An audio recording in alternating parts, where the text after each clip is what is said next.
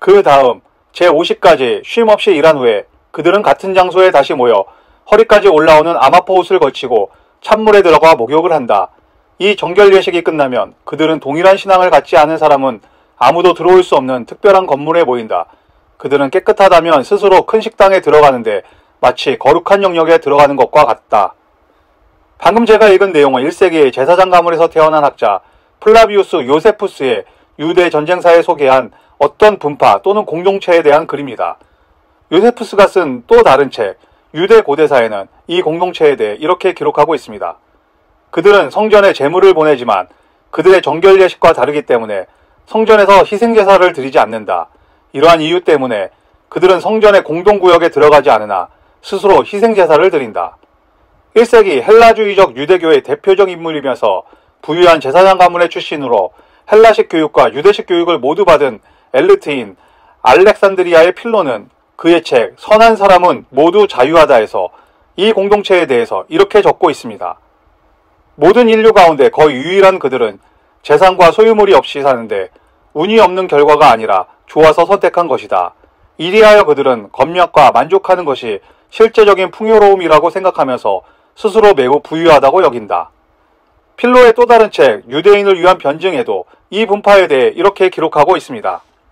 그들은 연합의 형태와 공동식사의 관습을 채택하면서 함께 형제처럼 산다. 그들은 공동의 선을 위하여 자신들의 모든 행동을 수행한다. 1세기 대표적인 요세푸스와 필로가 기록하고 있는 이 분파는 1세기 유대교의 대표적인 분파였던 사두개파와 바리새파와는 다른 분파였습니다. 이미 많은 분들이 알고 계시는 공동체일 텐데요. 오늘 영상에서는 이 분파가 기독교의 기원에 있어서 대단히 중요한 분파라는 것에 대해 설명해 보려고 합니다. 알렉산드리아의 필로는 그의 책 선한 사람은 모두 자유하다에서 이 분파에 대해 이렇게 소개합니다. 팔레스타인의 시리아는 인구가 매우 많은 나라인데 유대인들이 상당히 많은 지역에 거주하고 있다. 그들 중 어떤 사람들은 에세네인들이라 불리는데 4,000명이 넘는다. 엄밀하게 말한다면 에세네는 헬라어가 아니다. 내가 생각하기에는 거룩이라는 말과 관련이 있는 것 같다. 사실 그들은 하나님을 섬기는 데 온전히 바쳐진 사람들이다. 그들은 자신들의 마음을 참으로 거룩하게 하는 것이 더 적절하다고 판단하면서 동물 희생제사를 드리지 않는다. 여러분이 예상하셨던 그 분파, 에세네파에 대한 고대의 가장 유력한 역사 문서의 기록입니다. 요세푸스와 필로는 바리새파와 사두개파에 대해서도 기록하고 있는데 이 두 분파에 대한 소개보다 에세네파는 훨씬 많은 분량으로 소개하고 있습니다. 이뿐 아니라 쿰란 문서 또는 사해사본이라 불리는 문서에 에세네파에 대한 기록과 에세네파가 남긴 문헌들이 쏟아져 나왔습니다. 쿰란 문서에서 발견된 에세네파가 자신들이 드리는 예배에 대한 문헌에는 1세기 유대인들이 성전에서 제사를 지냈던 것과는 달리 지금 우리가 예배를 드리며 기도와 찬양을 드리는 형태의 기원과 같은 기록이 있습니다.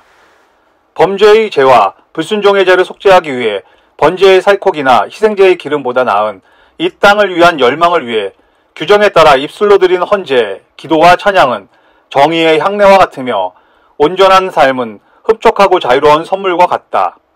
이번 영상에서는 에세네파를 더 잘 이해하기 위해 우리가 알고 있는 대표적인 분파인 사두개파와 바리새파에 대한 설명을 먼저 해보도록 하겠습니다. 먼저 사두개파에 대해서 살펴보겠습니다. 사두개파라는 이름은 이스라엘에서 가장 유서 깊은 대제사장 가문인 사독에서 유래했다고 알려졌습니다. 역대기와 사무엘서를 보면 제사장직은 아론의 두 아들 엘르아살과 이다말의 후손이 감당했는데 사독은 엘르아살의 아들로 대제사장직을 독점하게 됩니다. 여기에 사독이라는 단어의 히브리어 뜻은 의를 행하다, 의롭다는 의미를 담고 있는 것도 또 다른 유래라고 전해집니다. 사무엘하 8장에는 사독과 아비아달이 공동으로 대제사장직을 수행했는데 아비아달이 말년에 솔로몬에게 반역을 일으켰던 압살롬을 도우면서 더 이상 대제사장직을 수행할 수 없게 됩니다. 그래서 사독이 유일한 대제사장 가문이 된 것입니다. 사두개파는 주전 2세기경 포로에서 돌아온 이스라엘이 팔레스타인의 열강등 사이에서 복잡한 이해관계에서 형성된 단파입니다. 이스라엘의 회복을 가져오리라 믿었던 수르바벨이 사라지며 성전만이 유일한 구심점이 됩니다. 이에 성전을 중심으로 종교와 정치의 구심점을 자처하며 대제사장 가문이 이스라엘의 권력을 갖게 됩니다. 그리고 이들이 훗날 사두개파로 이어지게 됩니다. 사두개파는 전통을 중요하게 여겼고 대단히 보수적인 성향을 갖고 있었습니다. 그래서 모세의 율법인 토라를 최상의 가치로 여겼으며 모세오경만이 성스러운 책이라고 믿었습니다. 그래서 모세오경에서 언급하지 않은 천사론이나 부활사상은 믿지 않았습니다. 페르시아가 팔레스타인의 지배력을 행사하고 있던 당시에 이스라엘의 왕이었던 수룹바벨이 페르시아로 소환되었다면 페르시아는 이스라엘에 또 다른 왕이 세워지는 것에 대해 대단히 부정적인 입장이었을 것입니다. 이는 대제사장으로 성전을 장악하고 있던 사두개파의 이해관계와는 잘 맞는 정책이었습니다. 자연스레 사두개파가 정치, 경제적인 권력을 모두 쥐고 있으면서도 팔레스타인과는 대단히 친화적인 입장이었다는 것을 보면 충분히 이해할 수 있는 지점입니다. 이제 바리새파를 살펴보겠습니다. 주전 175년에 헬레니즘의 강자 시리아의 왕 안티오코스 4세가 권좌에 앉습니다. 당시 이스라엘의 대제사장은 오니아스 3세였는데 안티오코스 4세가 이스라엘의 헬라화를 시도하자 이를 반대해 대제사장직에서 쫓겨나게 됩니다. 그러자 오니아스 3세의 동생 야손이 대제사장이 되었지만 또다시 쫓겨납니다. 그리고 사독 가문이 아닌 인물이 대제사장직에 오릅니다. 대제사장직에 오른 메네라우스는 사독 가문에 쫓겨난 오니아스 3세를 살해하게 되고 이는 유대인의 강력한 저항운동을 불러일으키는 계기가 됩니다.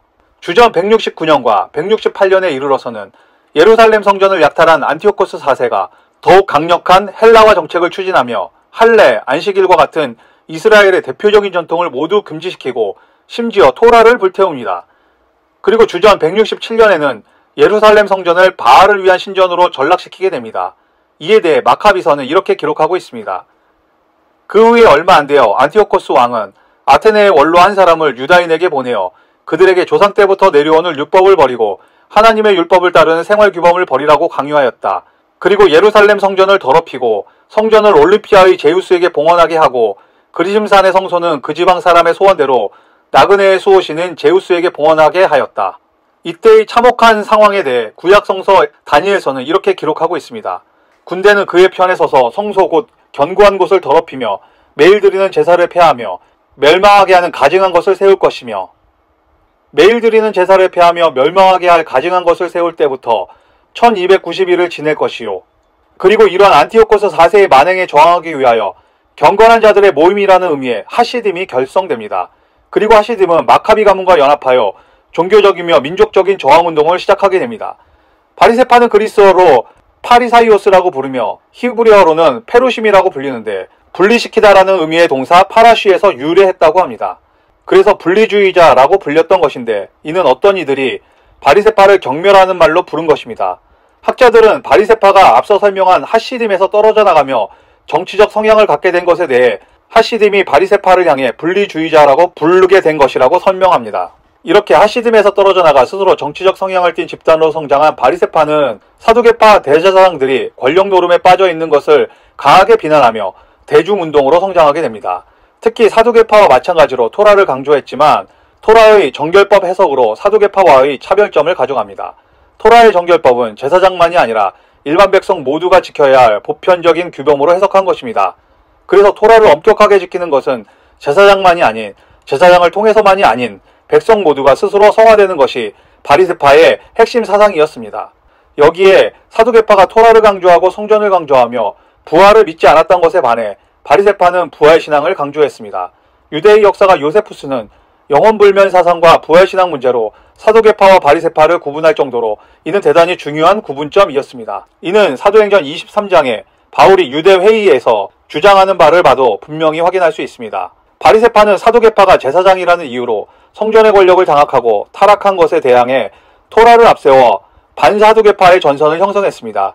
이렇게 할 수 있었던 것은 앞서 설명드린 안티오코스 4세의 강력한 헬라화 정책과 이를 동조한 제사장들에 대항한 경건운동인 하시딤 운동의 연장선상이었다고 볼 수 있습니다. 다음 영상에서는 이 하시딤 운동과 바리새파 그리고 에세네파가 어떻게 그 정신을 이어가거나 단절시켰는지에 대해 살펴보겠습니다. 오늘도 시청해주셔서 감사합니다.